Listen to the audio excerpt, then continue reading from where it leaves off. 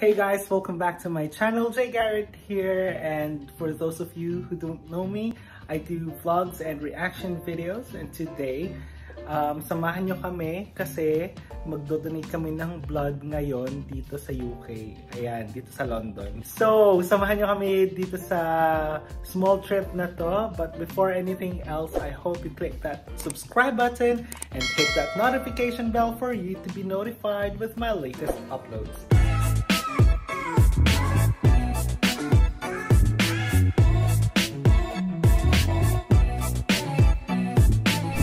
Today is a beautiful Monday. It's already 1 o'clock in the afternoon and our appointment is at 3 o'clock onwards. So joining me with my trip today is my cousin Royce and Justine.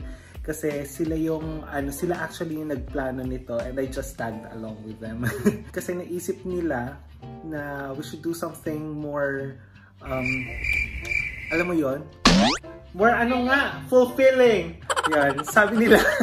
We should do something fulfilling whilst we're on lockdown. First, sa list namin, or nila, kasi nga nakitag-along lang ako. So first sa list nila is yung pagdodonate ng blood. Have I had any experience donating blood before? Opo, multiple times na. Kasi part siya ng project ng school namin and also ng hospital sa Philippines. Kasi mahirap pong makakuha ng dugo sa Pilipinas. So we have to coordinate with Philippine National Red Cross. I think I've donated blood 6 times na in the span of like 5 years. Ganon ka yung pagdodonate ko before. Like what I was saying, parang projects na siya ng school organization namin and ng hospital namin, yung blood donation drive. Kasi mahirap nga makakuha ng dugo sa Philippines and minsan nagkakaubusan. So, it's actually gonna be my first time donating blood here sa UK. Yun, madali lang naman yung pagre-register. You just have to log into their website. I'll just put the link down below. You're just gonna have to answer several questions. I think it's answerable by yes or no, and they will screen you if you're eligible to donate blood. According to their website, if you had any vaccines or if you received the COVID vaccine, just make sure that it was that your appointment will be scheduled 7 days after you receive the vaccine. So ako, na-vaccinan ako ng COVID last 6th of January. So ngayon is the 25th, kaya I'm eligible to donate. And of course, lahat po ng kanilang mga donation centers are open even we're in lockdown because the NHS really needs blood. Kailangan dire-diretso pa rin yung donation drives. So if you have any symptoms of COVID, they're not encouraging you to donate at this moment. And also for those people who are contraindicated to wear face mask, because they're actually requiring everyone to go to their centers alone to promote social distancing and with the face covering. So for those who can't wear the face covering, they should cancel the appointment. Medyo lumalamig na sa labas, Wait, nangangalay ako. So I'm just gonna tell you a little story yung memorable sa pagdodonate ko ng blood. This took place in the Philippines. I remember I was still assigned in the emergency department, and I remember coming to a 2 to 10 shift, and then all my colleagues are pointing at me like saying my blood type, because apparently merong patient sa NICU or neonatal intensive care unit who was premature and he really need blood donor badly. So yes, Pilipinas po, kasi dahil wala ngang supply, so yung mga relative ng patients, sila mismo yung nagdo-donate ng blood kung sino man yung compatible. Libre po ang blood sa Red Cross, pero ang may bayad po kasi is yung mga tests na kailangan i-perform din sa blood before they can transfuse it to the patient. Ewan ko, kasi sabi ko naman sa sarili, so tinuturo nila ako, yan si Jhaye, blood type yan. So ako naman parang, oo, bakit? So sinabi nila sa akin yung situation, and I don't know, papasok pa lang ako ng shift ha. So I don't know, sabi ko, sige, donate tayo ng blood. Sa akin naman, ginagawa ko na naman ito usually na mag-donate ng blood every 6 months. Ayan, donate ako ng dugo. Tapos, yung nanay ng bata, yung nagdala ng blood bag from Red Cross. Ayun, siya pa yung nagdala. Tapos, she was very thankful for me. Di ako naman, okay lang naman din. Kasi sabi ko nga, lagi ko naman ang ginagawa. Kung may nangangailangan, why not share, diba? Hindi naman contraindicated sa akin mag-donate ng blood. And then, after a while, parang, ayun, habang nasa hospital pa yung bata, yung baby, yung mommy, super thankful dun sa ginawa ko. I'm not saying this to brag. It's just, it feels so inspiring for me kasi na marinig niyo tong story na to. Kasi, just a simple act can change people's lives na hindi natin naiisip na ganun kalaking impact yung nagagawa natin for them. Tapos, eto yun, time goes by. Ang tawag pa nga sa akin, Doc Jared. Hello, Mami, if you're watching. Hindi ko na sasabihin yung pangalan nyo para for your privacy na din. Ayun, that happened, I think, like 8 years ago. And then, siguro, nung bumalik ako dito ng UK, naalala ko siya. So, parang mga, 5 years after na nung nag-donate ako ng blood, Tapos, tinanong ko yung mga friend ko dun sa Nico kung natatandaan pa ba nila yung event na yon. Tapos, sabi nila, yes. Tapos, tinanong ko, is it possible na makausap ko yung mommy? Kasi gusto ko rin makita kung ano ng status ng bata. Kasi, alam mo, very, very sick kasi siya. And actually, they're not local in our province. Taga Manila pa sila. I think they were just passing by dun sa city namin because they're supposed to go to Bicol or something, if I can remember correctly. Pero, yun na nga.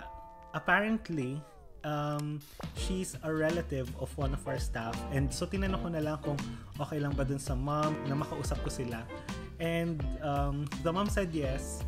So I had contact with them, tapos na-message ko siya, tapos nag-send siya sa akin ng picture nung baby na ngayon ay bata na. So, oh my God, I was in tears when I saw that. Ayun, super nakakataba lang ng puso, na you've made a very big impact sa buhay ng iba. Anyway, yun lang, sharing. But, tingnan natin, kasi nagpre-prepare na kami. Tingnan natin yung cousin. Hey, Royce. What time are we planning to go? In maybe like 20 minutes, 25 minutes. I just need to do a few little bits. I need to refill my sanitizer. Don't forget your face covering. Yeah, and there's a form as well. Mommy said there was a form we had to fill out, but we didn't get one. So I'm guessing we're just gonna fill it out there. I think Justin is, no, I haven't, but earlier I was texting her. I think Justin will join us there, yun, and kasi sila nga yung nagplan nito. Anyway, if may mga questions kayo about how to donate blood, you can actually go to their website to clarify all those clarifications. Pero you can leave also a comment down below and I can respond to you with the extent of my knowledge. Alright, so we are now walking towards the station and we're just outside our flat. We're gonna take the bus to Stratford. My glasses are falling down.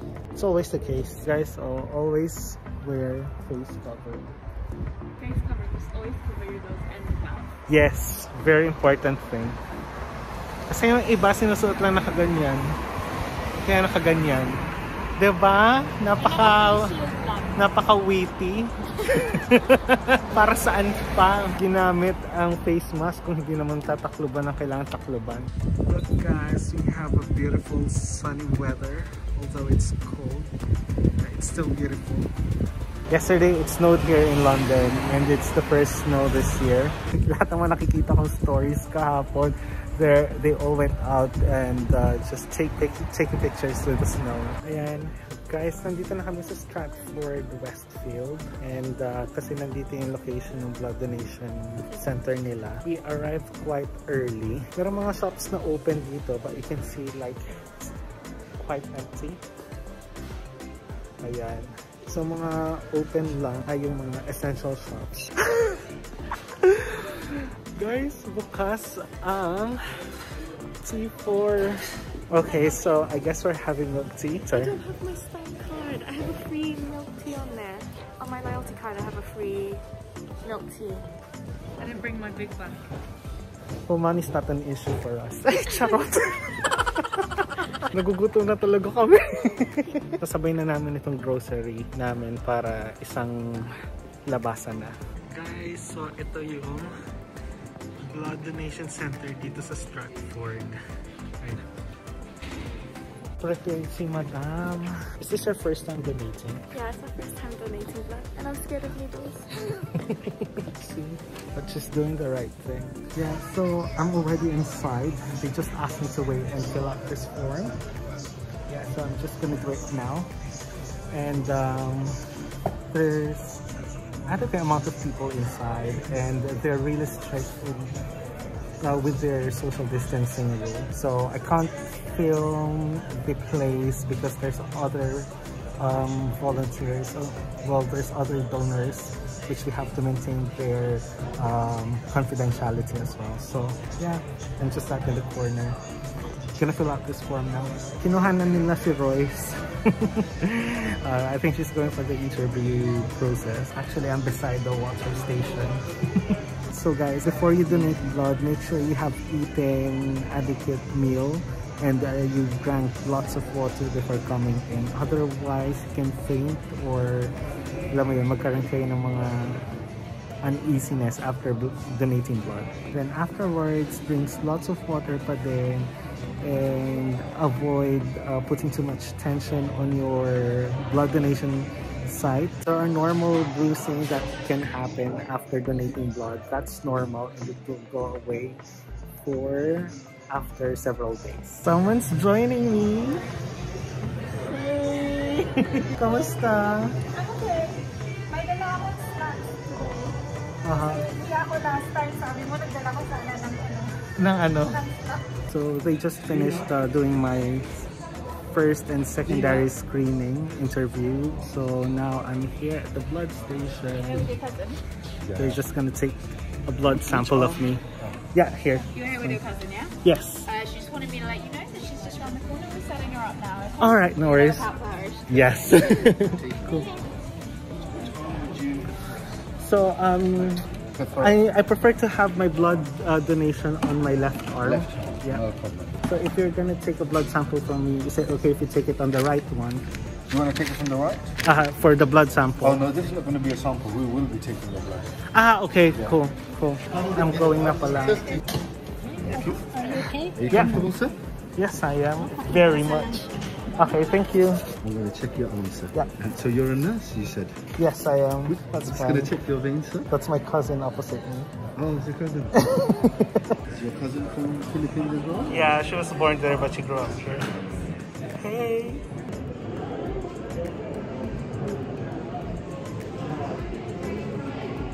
It's her first time. She must be nervous? A little bit. Little bit. Can you make a tight fist for me, sir? I'll get the boss before she shouts. Relax ka. Okay. First time mo to? Is it your first time or first dito. time in a long time? First time in a long time, yeah. I think the last time I donated was 4 years ago. I'm going to wipe your arm. Yeah. And that needs to stay still for the next 30 seconds. So are you okay for me to continue? Yes, if you're happy. Are you happy? Yes. Yes, everyone's happy then.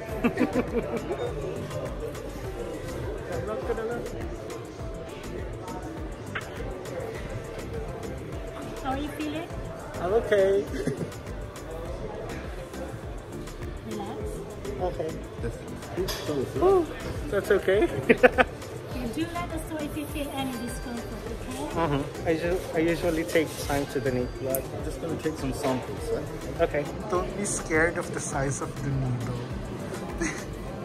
I know it's easy for me to say, but all needles are the same no matter what the size they are. Okay, my hands are getting weary of squeezing this ball, but I'm still okay. Good? Yeah. No stop. There you go. Done. Wow, that was very quick. Very quick. I can stop squeezing now, Yeah, right? you can stop squeezing, sir. Yes! Yeah, that's Well, not too far. we used to live like nearby the station. Yay! 6 minutes and 46 seconds. That's a record. It's only between 5 to 15 minutes. This is a record for me because I usually take some time to give blood, so like 10 minutes. I think your blood cells saw Dina. They said, quick, come on. I think I'm getting scared of Dinas. It's like I have to rush. Quick, quick, Dinas. Dina's here, Dina's here. If you could put some pressure here, sir. Wow! You didn't donate. Say, dahil pinalo mo na lang sana yung hemoglobin mo at 7 na lang. Sabi ko nga sa kanya, you took a lot out. How do you feel? I felt shaky, that's why I had to sit for a bit. Do you feel like a hero now? Yeah. Blood donor. And she was like, your veins are really good, and I was like, thank you. Really? I Yeah. thought you said they were bad. I thought your kasi no. veins are bad. But she was like, oh, it's really thick and your flow's really good. When he pricked my finger earlier, so much came out. I was like, you need to stop. Didn't you? It was like, you need to stop. I need it for later. Well, you have clotting problems then. How do you No feel? sad. I'm okay. It's just like same thing as usual. Right, and we're back to our flat. So Justine, since hindi ka nakapag-donate ng blood, ano daw yung kailangan mong gawin? I don't know. They gave me this leaflet. What to eat? What to eat, yes. It's telling me to eat more red meat, eggs, rice. Actually, it says brown rice. So I guess I'll need to convert. This is quite sad. It says, if you are unable to donate on 3 consecutive occasions, then you will be withdrawn as a donor. I only have 2 more chances. Okay. Good luck. Help me! Good luck. Fatten me up! I have 3 months. I have 3 months. Anyway, so we're gonna prepare for dinner na. Right, so anyway, this is where I'm gonna finish my vlog now, and hopefully this will encourage you to donate blood if you can. Madami kayong matutulungan, and I'll see you on the next one. So if you have any comments or suggestions, just leave it down on the comment section below, and I'll see you next time in my channel. This is Jhaye Garrett. Paalam! Like and subscribe! Ayan.